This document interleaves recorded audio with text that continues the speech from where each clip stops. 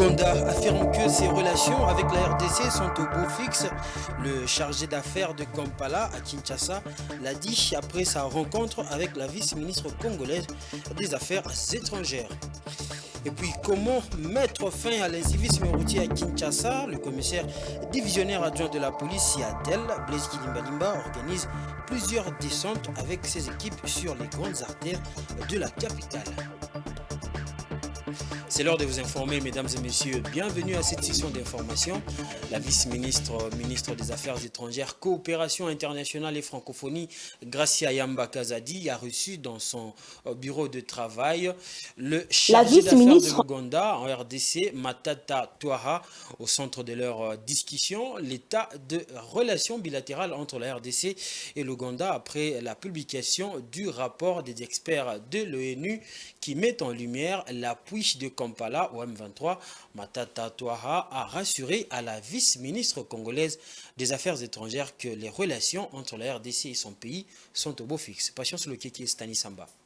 La vice-ministre, ministre des Affaires étrangères, Coopération internationale et francophonie, Gracia Yamba Kazadi, a reçu ce vendredi dans son cabinet du travail le chargé d'affaires de l'Ouganda, Matata Touaha. Il était question pour le chargé d'affaires de l'Ouganda de passer en revue l'état de relations bilatérales entre la RDC et l'Ouganda après le rapport des experts des Nations Unies. J'ai été convoqué par Madame la vice-ministre to inquire about issues regarding our bilateral relations. Afin de passer en revue l'état de nos relations bilatérales. She wanted to know what is happening. Elle voulait un peu s'imprégner de ce qui se passe.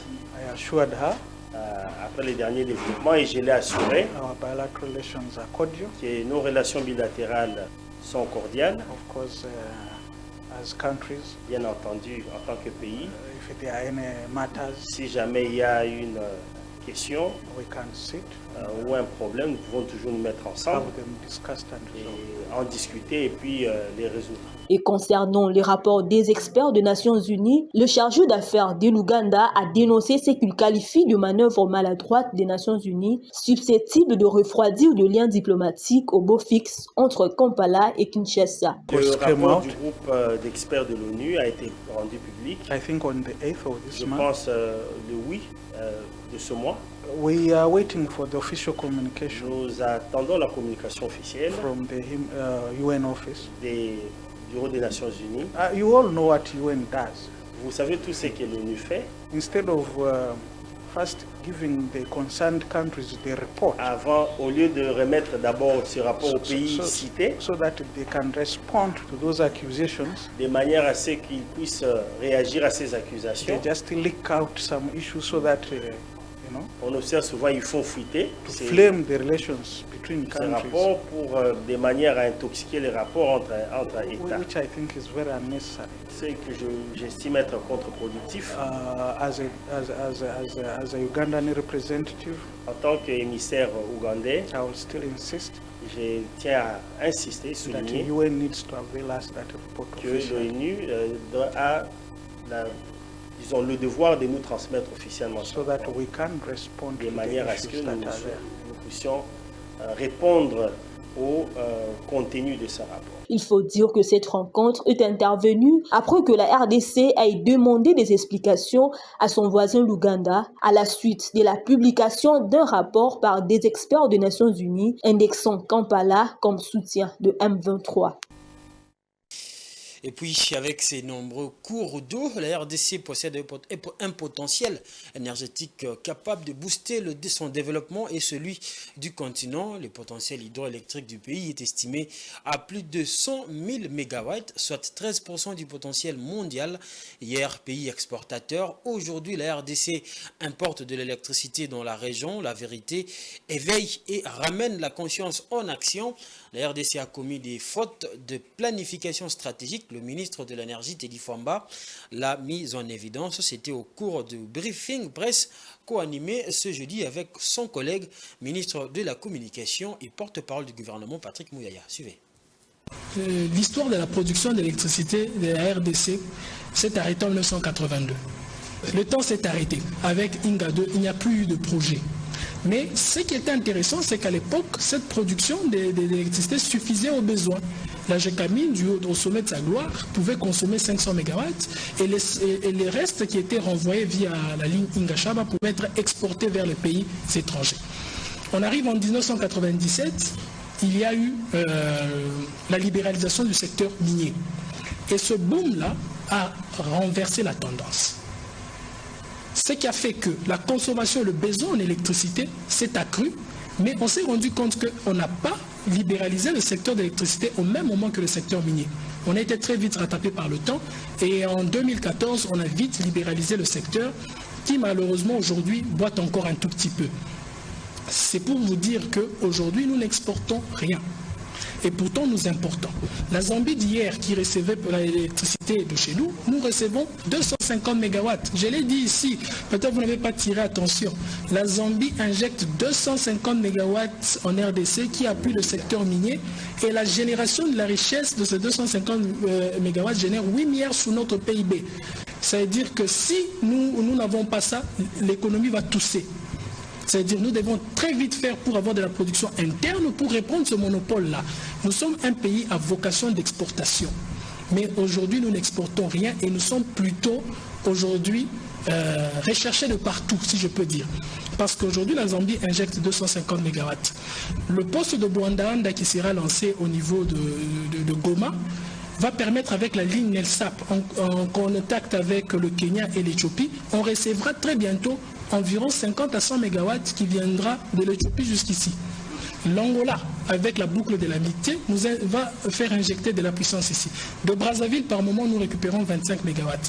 Les Tanzaniens, aujourd'hui, sont en train de voir avec la nouvelle centrale comment revenir avec un 100 MW pour entrer en RDC.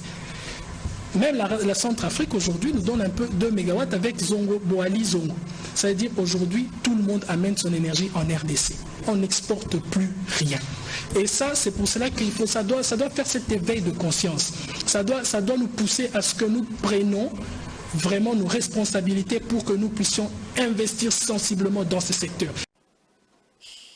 Comment permettre à l'État congolais d'accéder aux fonds liés à la redevance logistique terrestre destinée à la SNCC et à l'ONATRA? La question était au cœur d'une importante rencontre entre le vice-premier ministre, ministre en charge des transports, voies des communications et des enclavements, Jean-Pierre Bemba, les responsables. Nous avons discuté quand même assez longuement pendant la rencontre qu'a organisée le VPM avec les sociétés d'État SNCC, ONATRA ainsi que les banques commerciales. Il est important de noter que les banques, en tant que partenaires, se sont engagées et s'engagent tous les jours à accompagner l'État dans la mobilisation des recettes. Mais il est vrai que, avec le système judiciaire que nous avons, il arrive quelquefois que ces fonds-là fassent l'objet de saisies, fassent l'objet de poursuites de la part des tiers. Nous avons expliqué et nous avons discuté de manière technique comment permettre à l'État d'empêcher que ces fonds ne soient saisissable. Merci beaucoup. Comme vous savez, cette aire de défense a été instituée pour permettre à notre entreprise de développer les infrastructures de développement, notamment les chemins de fer et les ports. Et au jour d'aujourd'hui, depuis un moment, on a constaté que cet argent est confronté à des saisies intempestives de la part des tierces et même à des détournements au niveau des entités bancaires. Et le vice-premier ministre tenait à ce que nous puissions être sûrs de disposer de cet argent et qu'il soit effectivement destiné à l'objectif pour lequel il a été créé. Et c'est pour cela que les banques et nous avions été invités pour qu'on clarifie d'abord la quintessence de la chose et expliquer à tout le monde que c'est l'argent de l'État et ne peut pas être saisi.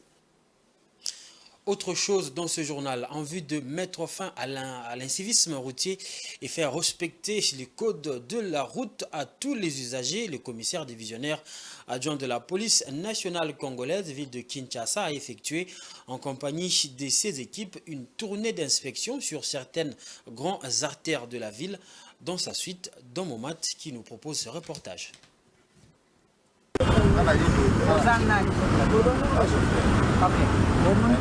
Il en a fait une de ses priorités, la sécurité routière.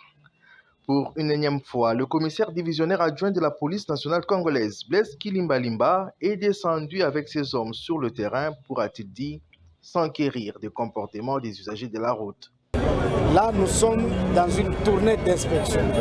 C'est pour voir comment se comportent et les usagers de la route et les policiers que nous envoyons sur le terrain. Il en déduit, sur base de ces observations, que le non-respect du code de la route est à l'origine de plusieurs accidents.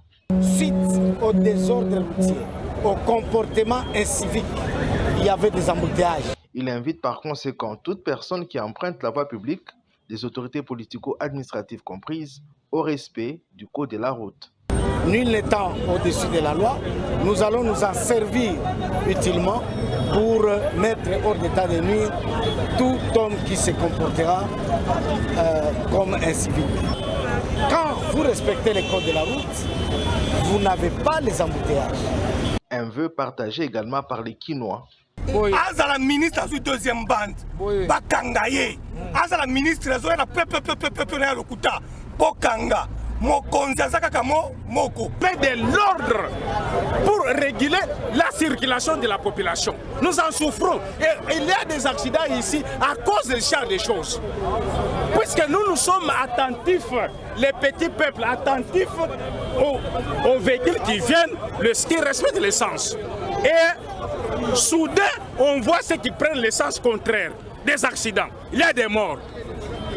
Ces derniers temps, le responsable de la police de Kinshasa a intensifié les efforts de contrôle et d'inspection des routes de la ville. Ces actions ont pour objectif de dissuader les automobilistes de commettre des infractions et de garantir un environnement routier plus sûr pour tous. Et cela passe avant tout par le respect des règles de circulation pour le conducteur, notamment en matière de vitesse.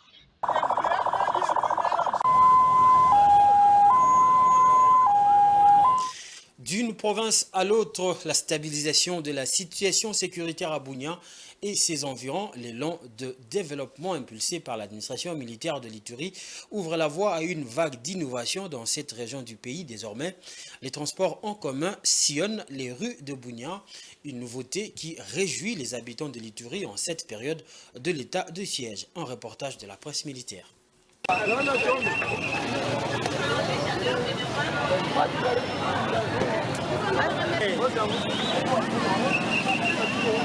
Dans ces parkings des Translix situés à plein centre-ville de Bunia, une foule dense se presse et se succède en file indienne tout au long des journées.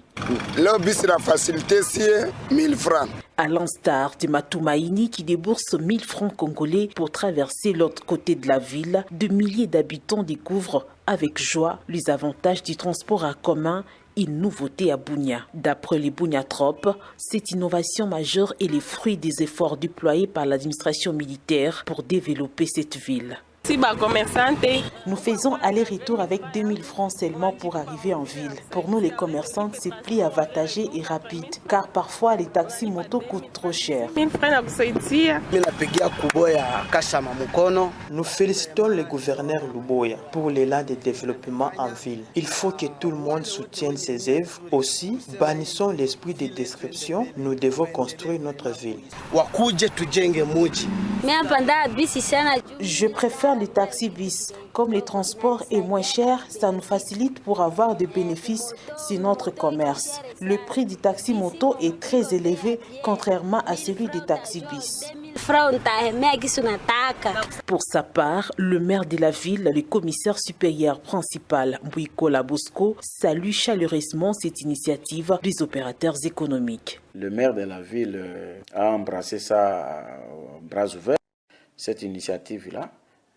Pour moi, c'est une bonne chose. Il convient de rappeler que Bunia, chef de la province de l'Ituri, connaît une métamorphose profonde depuis l'avènement de l'état de siège. En ces jours, plus de 25 km de la voirie urbaine ont été entièrement asphaltées, ouvrant la voie à de nouvelles innovations et favorisant l'épanouissement socio-économique de la population. Nous allons partir au Kasaï central où l'Assemblée provinciale a investi ce jeudi 18 juillet le gouvernement provincial. Et tout s'est passé au cours d'une séance plénière marathon qui a eu lieu au Capitole, siège de l'organe délibérant de la province. Avant l'investiture de cette équipe, le gouverneur Joseph Moïse Kamboulou avait présenté et défendu le plan d'action quinquennal chiffré à plus d'1 milliard de dollars américains, signalant que les députés provinciaux ont voté à l'unanimité les 10 révisés portant création, organisation et mandat de la commission provinciale Vérité, Justice et Réconciliation. Cet édit sera soumis au gouverneur de province pour publication à travers un arrêté. Et en sport, après Rabat, où un focus s'était fait sur les binationaux, le travail continue pour les Léopards U20. Cette fois-ci, la fondation du noyau local et l'objectif du stage de présélection qui se tient au centre Kourara du 18 au 24 juillet 2024. Puis le staff fera un cap à l'intérieur du pays pour finaliser la sélection avant les éliminatoires de la CAN U20 en septembre 2024. Blessed Kouzola. Les Léopards U20 de la République démocratique du Congo, convoqués par les sélectionneurs principaux de l'équipe nationale, le coach Guy Boukassa, ont débuté ce jeudi 18 juillet 2024 le stage de présélection de 6 jours au centre Kourara-Mpova à Kinshasa. Ce stage intervient après celui des Rabat au Maroc, où un focus était fait sur le joueur binationaux évoluant dans le vieux continent. Cette fois-ci, la fondation du noyau de ces stages de présélection à Kinshasa est locale.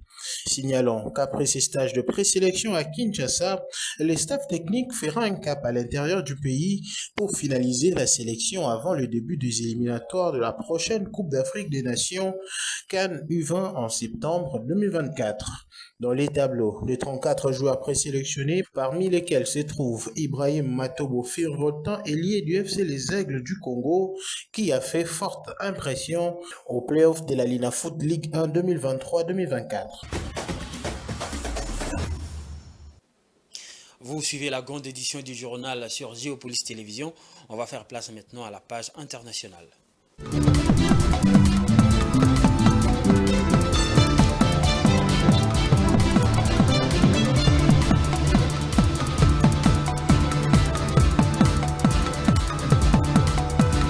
Cette page internationale nous emmène en Mauritanie où le nombre d'abonnés à la téléphonie fixe et mobile a connu pour la première fois une baisse de plus de 1,1 million en 2022 correspondant à 18%, tandis que le nombre d'utilisateurs d'Internet a augmenté de 6%. Un rapport de l'autorité de régulation des télécommunications justifie ces tendances baissières par la mise en exécution de certaines procédures de régularisation. Néanmoins, avec un parc d'environ 5,6 millions de lignes fin 2022, le taux de pénétration de la téléphonie mobile a atteint 128% et place le pays à un niveau parmi les plus hauts par rapport aux autres de la région.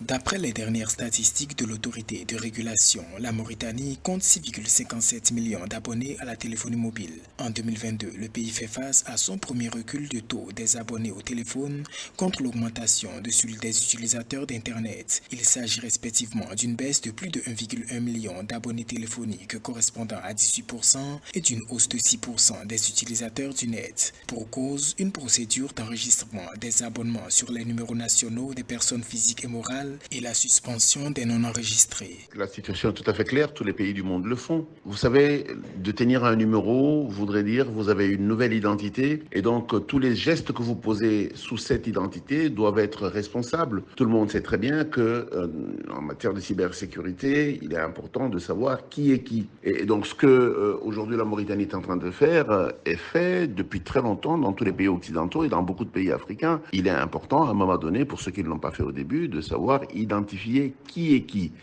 Le nombre d'abonnés au téléphone est passé de 6 570 455 en 2021 à 5 405 043 en 2022, inférieur à celui des abonnés de 2020. Par contre, l'effectif des utilisateurs du net est passé de 2 214 035 en 2018 à 3 589 497 en 2022. Il se peut aussi que parmi ceux qui ne sont pas revenus ou ne se sont plus enregistrés ou ont abandonné le processus d'enregistrement, ce sont peut-être des gens donc ils ont 2 numéros. Et donc comme ils l'ont fait déjà pour un numéro, donc ils ne s'empressent pas pour le faire pour le second numéro. Donc en termes de conséquences, je trouve qu'elle n'est pas peut-être assez, en termes économiques, n'est pas peut-être assez remarquable, d'autant plus qu'on a vu que le nombre d'abonnés au niveau de l'Internet a augmenté. Il y a de quoi espérer que les retombées économiques en termes de pénétration d'Internet, ça va être compensé par le nombre élevé d'abonnés pour les services Internet. En 2020, les technologies et services mobiles ont généré plus de 130 milliards de dollars de valeur économique ajoutée, soit 8% du PIB en Afrique subsaharienne. Et ce chiffre atteindra 155 milliards de dollars d'ici 2025 selon le GSMA, Groupe Spécial Mobile Association. Pour rappel, l'itinérance entre les différents opérateurs de téléphonie sur le territoire mauritanien est effective depuis le 1er janvier 2024.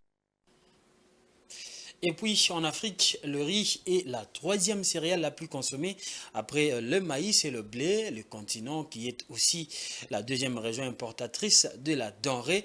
Après l'Asie a affiché une croissance soutenue de sa production au cours des 2 dernières années. Blessit Kouzola, les détails. La production africaine de riz isiné est attendue à 28,4 millions de tonnes en 2024-2025, soit en hausse de 4% par rapport à l'année précédente, qui était de 27,3 millions de tonnes. C'est ce qu'estime la FAO dans son rapport bisannuel sur les perspectives de l'alimentation publié le 13 juin dernier. Cette prévision, si elle s'est réalisée, signerait une 3e année de croissance consécutive pour le pays producteur du continent. D'après l'organisme onusien, ces projections se fondent principalement sur un rebond de l'offre locale anticipée par la filière tanzanienne qui bénéficiera des précipitations abondantes. Premier producteur de riz d'Afrique de l'Est, la Tanzanie devrait ainsi enregistrer une croissance de 26% de sa production de riz blanchi à 2,9 millions de tonnes, soit 600 000 tonnes de plus que l'année dernière. Par ailleurs, une amélioration de l'offre attendue dans plusieurs pays d'Afrique de l'Ouest, dont le Bénin, le Burkina Faso, la Guinée, le Mali, le Sénégal, la Sierra Leone et le Togo. Il faut noter qu'en mai dernier, le gouvernement sénégalais a en effet augmenté de 20% la subvention des intrants agricoles à 197 millions pour la saison 2024-2025. La FAO souligne également que la production de riz des pays figurant dans le top 3 des principaux fournisseurs sur le continent constitué du Nigeria, de l'Égypte et de Madagascar devrait stagner en 2024-2025 pour diverses raisons. Dans le cas du Nigeria, les perspectives de production sont assombries par les hausses des coûts des intrants, tandis qu'à Madagascar, la croissance sera ralentie par les conditions météorologiques défavorables associées au phénomène El Niño. Pour rappel, ces 3 pays comptent pour environ 45% de la production africaine de riz usiné. Une autre manière de vous informer, c'est avec la lecture des journaux. On va faire place à la revue de presse.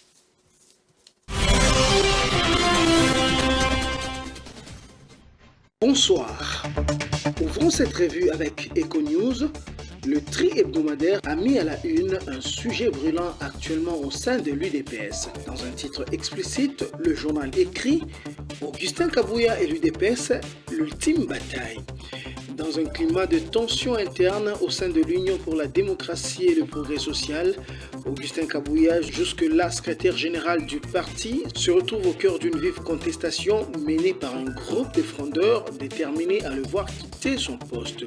Jeudi dernier, les membres dissidents de l'UDPS ont convoqué les médias pour faire part de leurs revendications et ont adressé un ultimatum à Augustin Kabouya, 48 heures pour démissionner de ses fonctions de secrétaire général. De son côté, dans un communiqué rendu public dont une copie est parvenue à la rédaction d'Econews, Augustin Kabouya exhorte toute la base du parti à rester unie et à apporter l'appui nécessaire au chef de l'État dans sa lutte notamment contre l'agression et l'occupation d'une partie de l'est de la RDC par l'armée rwandaise et ses supplétifs du M23. Il recommande par ailleurs aux uns et aux autres le respect des textes du parti qui est un patrimoine commun.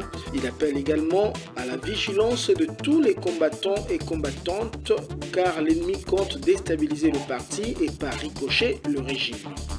Parlant justement de l'Est de la RDC, tempête des tropiques, titre trêve humanitaire prolongée sans incidence de la première. Les États-Unis ont prolongé d'une durée de 15 jours supplémentaires leur trêve humanitaire à dater du 17 juillet. D'après le porte-parole du département d'État américain qui a annoncé cette mesure, c'est pour faire taire les armes, le retour volontaire des personnes déplacées et fournir au personnel humanitaire un accès sans entrave aux populations vulnérables. Malheureusement, la réalité est tout autre, écrit Tempête des tropiques, par rapport à la première trêve annoncée avec fracas lors de la commémoration de l'indépendance des États-Unis. Pendant cette période, les troupes rwandaises sont passées à la vitesse de croisière en renforçant les M23. Concernant justement la question de l'Est de la RDC et les Grands Lacs en général, Géopolis Hebdo fait remarquer que entre l'Ouganda et le Rwanda, le partenariat stratégique est assumé. Rwanda-Ouganda, des alliés stratégiques, Museveni assume, écrit le journal.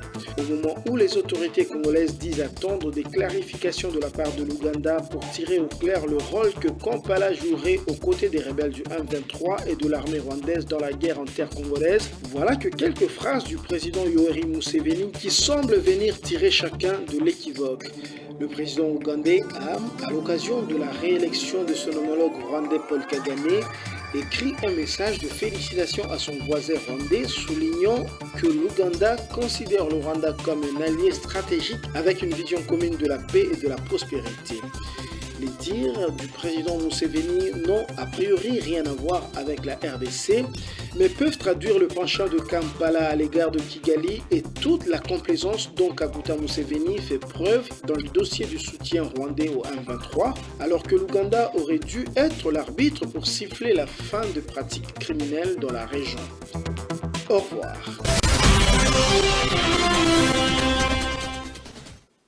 Voilà, c'était là la revue de presse de Patrick Ilunga. Le journal touche à sa fin, mais avant de nous séparer, je vous rappelle les différents titres. L'Ouganda affirme que ses relations avec la RDC sont au beau fixe. Le chargé d'affaires de Kampala à Kinshasa l'a dit après sa rencontre avec la vice-ministre congolaise en charge des affaires étrangères. Et puis, comment mettre fin à l'incivisme routier à Kinshasa? Le commissaire divisionnaire adjoint de la police Seattle, Blaise Kidimbalimba, organise plusieurs descentes avec ses équipes sur les grandes artères de la capitale tous ces derniers temps. Voilà, c'est la fin totale de ce journal. Merci à vous, chers téléspectateurs, de l'avoir suivi. Au revoir.